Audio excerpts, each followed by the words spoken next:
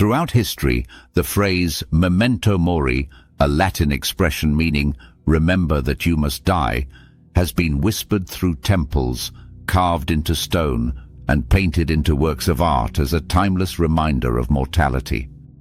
Far from being a morbid fixation, it has served as a call to awareness, a philosophy of clarity, and a guide to living meaningfully. To remember death in the wisdom of the ancients is to remember life. The Stoic philosophers, most notably Seneca, Epictetus, and Marcus Aurelius, spoke often of mortality not as a source of fear, but as a tool for wisdom. They believed that an honest reflection on death could free the mind from illusion and help one see what truly matters. To contemplate death is to see life stripped of its unnecessary noise. Every concern, every ambition, every conflict is placed in its proper scale when measured against the reality that all things must one day end. The thought of death has long been misunderstood. Many see it as something to be avoided, a topic too grim for daily reflection. Yet the ancient thinkers viewed it as a medicine for the mind, a means to cure attachment, vanity, and distraction. It was not meant to create despair, but to awaken appreciation. The awareness of mortality brings urgency to time, gratitude to existence, and focus to action. To live without the thought of death is to drift unconsciously through time. Days pass, often spent on trivial pursuits, arguments, or endless chasing of things that provide only temporary satisfaction. The reminder of mortality breaks this illusion. It confronts the mind with impermanence and forces the question, what truly deserves attention? When seen in this light, Memento Mori becomes not a symbol of fear, but of awakening. Marcus Aurelius, the philosopher emperor of Rome, often wrote in his private reflections about the inevitability of death. His meditations were not gloomy but grounded. He reminded himself daily that every breath could be the last, and in that awareness he found peace. To him, death was part of nature, no different from birth. It was not a punishment but a continuation of the same order that governs all things. Accepting this truth freed him from the anxiety of loss and the vanity of pride. To remember death is to remember the natural law of change. Everything seen, touched, or loved is in motion, coming into being and passing away. The seasons shift, the body ages, the world evolves. Nothing remains fixed, and yet life continues. This understanding encourages humility. It reminds the mind that control over external things is an illusion, and that the only mastery possible is mastery over one's own thoughts and actions. In the Stoic sense, the contemplation of mortality is not about anticipating the end, but about deepening the quality of the present. When time is seen as finite, every moment gains weight. Each word spoken, each act performed becomes significant. The philosopher Seneca advised living each day as if it were a complete life in itself, beginning and ending with a sense of wholeness. This does not mean rushing or clinging, but fully engaging with what is before the senses now. The reminder of death also dissolves much of life's unnecessary suffering. Many fears lose their grip when viewed through the lens of impermanence. Fear of failure fades, for failure is temporary. Fear of judgment softens, for opinions vanish with time. Even sorrow becomes lighter, for nothing remains unchanged. This clarity brings a quiet liberation, the understanding that most troubles are smaller than they appear when seen from the perspective of mortality. Cultures across time have used Memento Mori as a tool for perspective. The ancient Romans held victory parades in which a slave would stand behind the triumphant general, whispering, "Remember, you are mortal." Medieval monks painted skulls beside their scriptures, not to glorify death, but to remind the mind of its limits. In Japan, the Zen tradition teaches the same wisdom under a different form, impermanence or mujo. The cherry blossom, admired for its beauty, is also revered for its transience. Its brief bloom mirrors the fleeting nature of life, and in that fragility, beauty becomes even more profound. This awareness brings balance. It neither denies pleasure nor indulges recklessly in it. It invites moderation. Knowing that time is short, the wise live deliberately.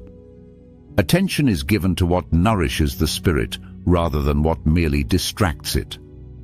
Meaning is found not in accumulation, but in appreciation. Memento Mori teaches that possessions, fame and power fade, but virtue, kindness and clarity endure in the legacy of one's actions. The contemplation of death also fosters compassion. When mortality is seen as shared, the barriers of pride and hostility soften. Every person, regardless of wealth or status, walks toward the same end. This realization breeds understanding and patience. Conflict loses its sharpness when seen through the truth that both sides are temporary travelers through time. The recognition of shared impermanence becomes the root of humility and peace. Epictetus, the Stoic teacher, often reminded his students that death is not to be feared because it is beyond control. What is natural cannot be evil. It is merely part of the order of things. What matters is how one meets it, whether with resistance or with acceptance. To live in constant denial of death is to live in conflict with nature. To accept it is to live in harmony with truth. In practical life, Memento Mori becomes a guide for decision and behavior.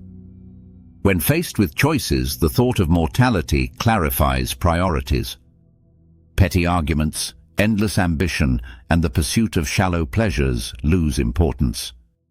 Attention turns toward integrity, purpose, and relationships that truly matter.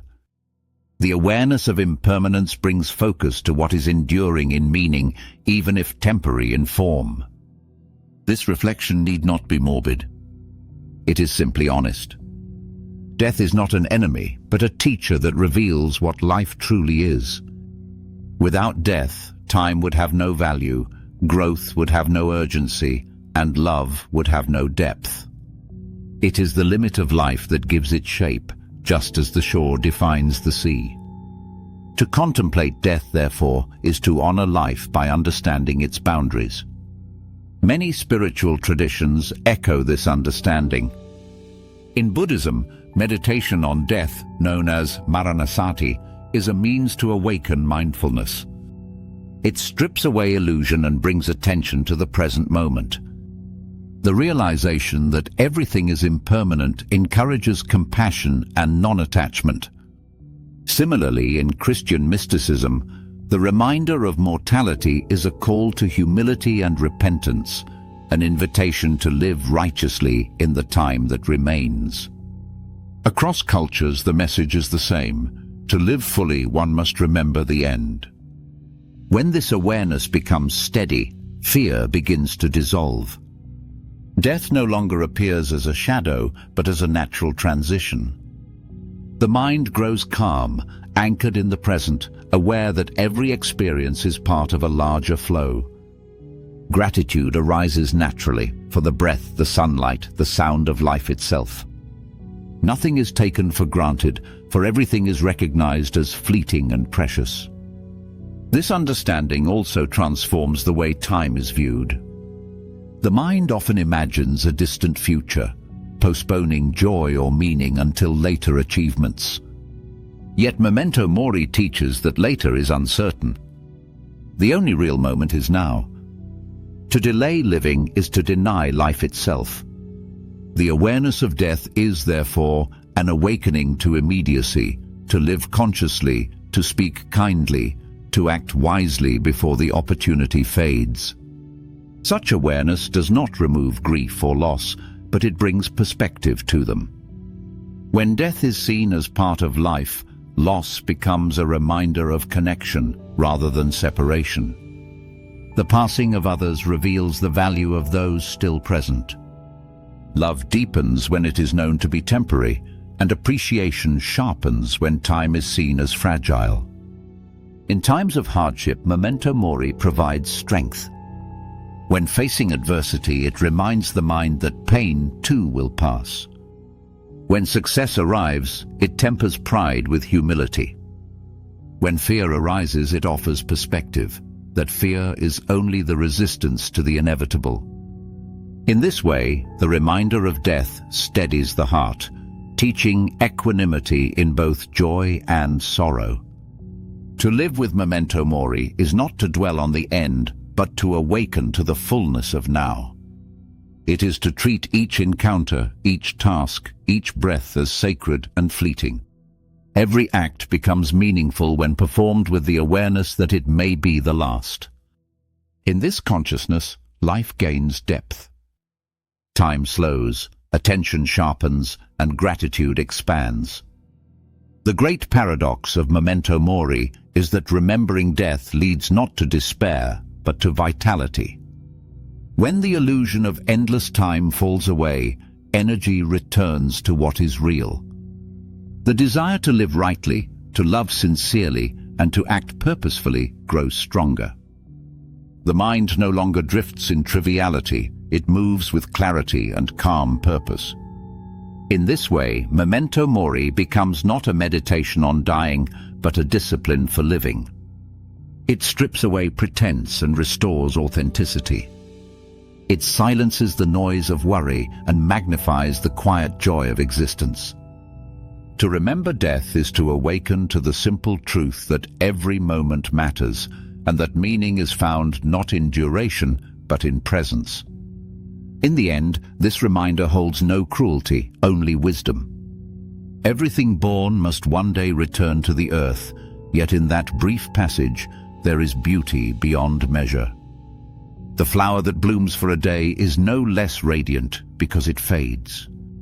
Its impermanence is what makes its beauty precious. Life too gains its worth from its impermanence. Thus, Memento Mori is not a message of endings, but of awakening. It teaches that to live better is to live consciously, with gratitude for what is and serenity toward what must come. Death is not the enemy of life, it is its mirror, reflecting what is truly valuable. Those who remember it live not in fear, but in peace, mindful, grateful, and fully alive in the fleeting miracle of the present moment.